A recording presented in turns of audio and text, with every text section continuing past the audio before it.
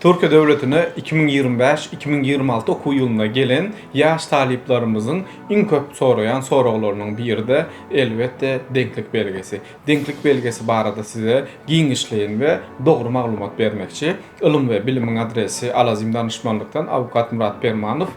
Bir näçäňiz tanaýaňyz eýä. Mehrbany ýerdeşlerim, gadyrdan dostlar, doganlar. Türkiye Devleti'ne bilim almana gelen her bir student Türkmenistan'dan denklik barada randevu alıp bilme, ýagny gün alıp bilmän gatykän kösenýärler. Ýagny gorkýarlar bir tarapdan Türkiye Devleti'ne baranynda denklik belgesi alıp bilermiyim diýip soraýarlar we kellesinde sorag işaretleri bar. Mehrbany ýerdeşlerim, gadyrdan ene atalar, mehrbany ýaşlar. Eger kimde kim Türkiye Devleti'nde bilim almak istese, Türkiye Devleti'nde denklik belgesi näme üçin alınýar?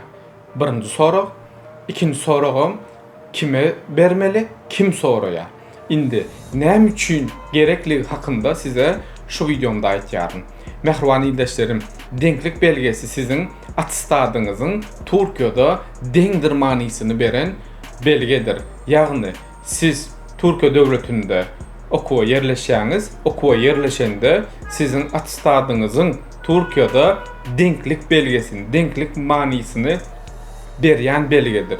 Ýagny bu belgäni siz isteseňiz Türkmenistandaky Milli Eýitim Bakanlygyndan ýa-da başga şäherde bolsaňyzam, başga şäherlerde de her daşary ýurtda Türkiýanyň ilçihanasy bar ýurtlarda elbetde Milli Eýitim Bakanlygy bardyr. Siz gerekli resminamalaryny dogry we dogry ýerine ýetiren ýagdaýyňyzda denklik belgesi bulunan ýurduňuzdan da, ýagny ýaşaýan ýurduňuzdan da alyp bilýändiňizi size habar berýäris.